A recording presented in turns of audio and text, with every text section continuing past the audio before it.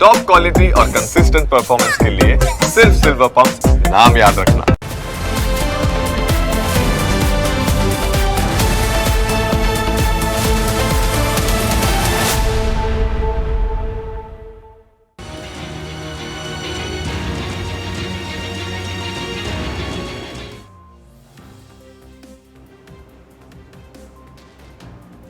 જો તમે વિદ્યાર્થી હો અથવા તમારા સંતાનો વિદ્યાર્થી હોય તો આ અહેવાલ તમારા માટે ખાસ છે। ભાવનગરમાં આરોગ્ય અને શિક્ષણ જગતનો એક એવો કિસ્સો બન્યો જેની ચર્ચા રાજ્યમાં ચારે બાજુ થઈ રહી છે। ભાવનગરની સરટી હોસ્પિટલમાં જુનિયર વિદ્યાર્થીઓ પર રેગિંગ થયું, જેમાં કોલેજે દાખલારૂપ કાર્યવાહી કરીને વિદ્યાર્થીઓના રૂપમાં ફરતા રાક્ષસોને ચેતવણી આપી છે કે જો બીજાને હેરાન કરશો તો તેનું પરિણામ ભોગવવા માટે પણ તમારે તૈયાર રહેવું પડશે। વાત છે ભાવનગરની સરકારી મેડિકલ કોલેજની, જ્યાં પ્રથમ વર્ષમાં અભ્યાસ કરતા 13 જુનિયર ડોક્ટર્સે બીજા વર્ષમાં અભ્યાસ કરતા 6 સિનિયર ડોક્ટર્સ સામે ફરિયાદ કરી છે, જે બાદ દોષિત સિનિયર ડોક્ટર્સને આકરી સજા કરવામાં આવી છે। સિનિયર વિદ્યાર્થીઓ જુનિયર પાસે પૈસા માંગતા હોવાનો અને મુર્ગા બનાવતા હોવાનો આક્ષેપ કરવામાં આવ્યો હતો, જેના પુરાવા પણ રજૂ કરવામાં આવ્યા હતા। આ ફોટોમાં બે વિદ્યાર્થીઓને મુર્ગા બનેલા તમે જોઈ શકો છો।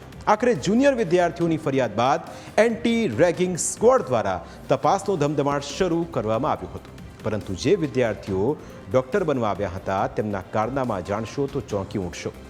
આ તપાસમાં સામે આવ્યું છે કે જુનિયર વિદ્યાર્થીઓ પાસેથી દર મહિને 2.5 લાખ રૂપિયા પડાવવામાં આવતા હતા। રૂપિયા પડાવ્યા બાદ સિનિયર વિદ્યાર્થીઓએ હેવાનિયતની હદ પાર કરી નાખતા ક્યારેક જુનિયર્સને કુકડો બનાવતા, ક્યારેક ટ્રોમા સેન્ટરની બહાર નહોતા નીકળવા દેતા।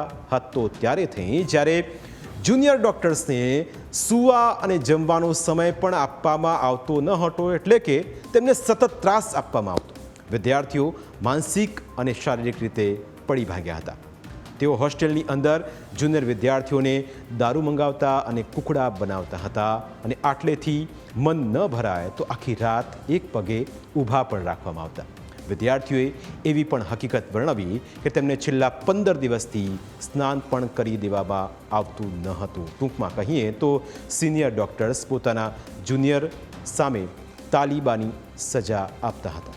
અત્યાર સુધી તો જુનિયર ડૉક્ટર્સ આ બધા અત્યાચારો સહન કરતા। તમે કલ્પના પણ કરો કે એક વિદ્યાર્થી જે ડૉક્ટર બનવાનું સપનું લઈને મેડિકલ કોલેજમાં જાય, કોલેજના અભ્યાસના અનેક સપના જોયા હોય, નવા મિત્રો બનાવવાના સપના જોયા હોય, નવું શીખવાના સપના જોયા હોય, પણ જ્યારે તેમની સાથે આવી હેવાનિયત આચરવામાં આવે ત્યારે તેમના માનસ ઉપર શું અસર થતી હશે તેની કલ્પના કરવી પણ મુશ્કેલ છે। પરંતુ સિનિયર્સે હેવાનિયતની હદ પર કરી નાખતા તેમણે મેડિકલ કોલેજના ડીનને ફરિયાદ કરી।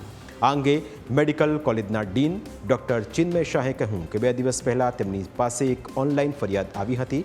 ઓર્થોપેડિક ફર્સ્ટ યરના 13 વિદ્યાર્થીઓએ ફરિયાદ કરી છે કે તેમને અલગ અલગ રીતે ટોર્ચર કરવામાં આવી રહ્યા છે। એક ઘટના એવી હતી કે ભાઈ વર્બલ એબ્યુઝ, બીજી એવી હતી કે જેની અંદર આપણે સવારે પણ વાત કરતા હતા એ રીતે કે ભાઈ મુર્ગા બનાવવામાં આવતા હતા। ત્રીજી વસ્તુ છે કે ભાઈ બહુ બધી વખત લખાવવામાં આવતું અને ઉઠક બેઠક કરાવવામાં આવતા હતા। આવી વાતો અત્યારે જે એ લોકોએ નિવેદન આપ્યું છે, આ બાબતના ધ્યાનમાં રાખીને નેશનલ મેડિકલ કમિશનના નોર્મ્સ પ્રમાણે એન્ટી રેગિંગ સ્ક્વોડ દ્વારા તપાસ કરવામાં આવી। સ્ક્વોડ દ્વારા ફરિયાદી અને આરોપી પક્ષના તમામ ડૉક્ટર્સના નિવેદન લેવામાં આવ્યા। એન્ટી રેગિંગ કમિટીની આ બેઠક 18 જૂને સાંજે 5 વાગે શરૂ થઈ અને મોડી રાત્રે 3 વાગે પૂર્ણ થઈ, એટલે કે સતત 9 કલાક સુધી આ બેઠક ચાલી હતી, જેમાં બંને પક્ષની રજૂઆતો કરવાનો 3 વાર સમય આપવામાં આવ્યો। કમિટીએ આ સમય દરમિયાન 13 પીડિત juniors, 6 R2 seniors doctors, 13 R3 doctors અને 5 થી 6 સપોર્ટ સ્ટાફ અને ફેકલ્ટીના નિવેદનો લેવામાં આવ્યા। ત્યારબાદ કમિટી આખરી નિર્ણય પર પહોંચી હતી। આ નિર્ણય પ્રમાણે દોષિત વિદ્યાર્થીઓએ 19 જૂનની સાંજે 6 વાગ્યા સુધીમાં હોસ્ટેલ ખાલી કરી દેવાની સૂચના આપવામાં આવી છે, એટલે કે આજે આ તમામ વિદ્યાર્થીઓ હોસ્ટેલમાંથી બહાર નીકળી ગયા। કમિટીએ દોષિત ઠરેલા ડૉક્ટર્સને 6 માસથી 2 વર્ષ સુધી સસ્પેન્ડ કરવાનો નિર્ણય લીધો છે। એક મોટી કાર્યવાહી જેમાં રેગિંગ કરનાર મુખ્ય સિનિયર ડૉક્ટર વિરેન્દ્ર જાડેજાને 2 વર્ષ માટે સસ્પેન્ડ કરી દેવાયો છે, જ્યારે ડૉક્ટર પ્રવીણ વર્માને 1 વર્ષ માટે સસ્પેન્ડ કરવામાં આવ્યો છે. ડૉક્ટર અમન વર્માને પણ 1 વર્ષ માટે સસ્પેન્ડ કરાયો છે.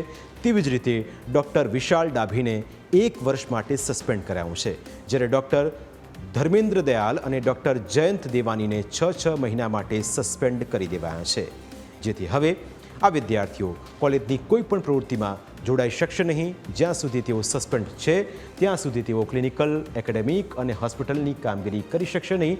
એટલું કે દોષિત ઠરેલા 6 લોકો સામે પોલીસ ફરિયાદની પણ કાર્યવાહી કરવામાં આવશે. અને જ્યારે ડિસ્ક્રિપન્સી રાખતી હતી ત્યારે દરેક પક્ષને બંને બાજુએ પૂરતો 1 વાર 2 વારની પણ 3 વાર આપણે દરેકને સમય આપ્યો છે કે જેથી કોઈ પણ ખોટા માણસને સજા ન થાય અને જેને સજા મળવા પાત્ર છે એ નિર્દોષ ન છૂટી જાય.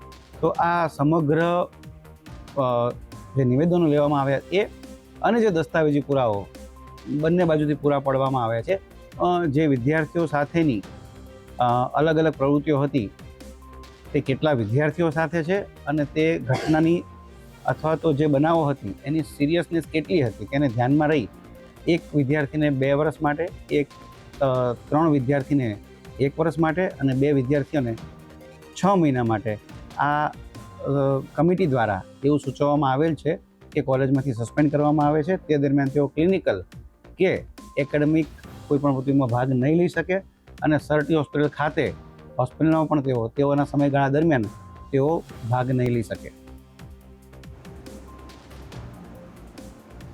રેગિંગની ઘટનામાં કમિટીએ નિર્ણય સંભળાવી દીધા બાદ પણ મામલો શાંત ન થયો. મેડિકલ કોલેજની એન્ટી રેગિંગ કમિટીની બેઠકને લઈ વિવાદ છેડાયો. ઓર્થોપેડિક વિભાગના HODએ કેમેરો લગાવેલા ચશ્મા પહેરીને બેઠકની ચર્ચાનું રેકોર્ડિંગ કરી લીધું. મીડિયા કર્મીઓને તેની પોલ ખોલી નાખતા જ ડીન એક્શનમાં આવ્યા. ડીને શંકાસ્પદ ચશ્મા જપ્ત કર્યા છે. જોકે રેગિંગની ઘટનામાં જે દાખલારૂપ કાર્યવાહી કરાઈ છે તેની સરાહના કરવી જ રહી, કારણ કે રેગિંગ એ ખૂબ જ ગંભીર ગુનો છે. આવા ગુનામાં ઘણા વિદ્યાર્થીઓ ડિપ્રેશનમાં જતા રહેતા હોય છે. ઘણા વિદ્યાર્થીઓ પોતાનું જીવન ટૂંકાવી દેતા હોય છે. ઘણા લોકો ઉપર એવી અસર પડતી હોય છે કે તે ભવિષ્યમાં ગુનેગાર બની જાય છે અને બદલો લેવાની ભાવના તેનામાં જન્મે છે. એટલે જ રેગિંગના કાયદા ખૂબ કડક કરવામાં આવેલા છે, જેથી વિદ્યાર્થીઓ આવા ગંભીર ગુના આચરતા પહેલાં 100 વખત વિચાર કરે. પરંતુ આ વિદ્યાર્થીઓને કદાચ કાયદાનો પાવર કેટલો હોય છે તેનો અંદાજો નહીં હોય, એટલે જ તેમણે આવી હિંમત કરી. તેવામાં હવે જોવું એ રહેશે કે આ વિદ્યાર્થીઓ સામે કયા પ્રકારની પોલીસ કાર્યવાહી કરશે. પ્રાઇમ 9માં સમય થયો છે બ્રેકનું. બ્રેક બાદ અન્ય મુદ્દા વિશે વાત.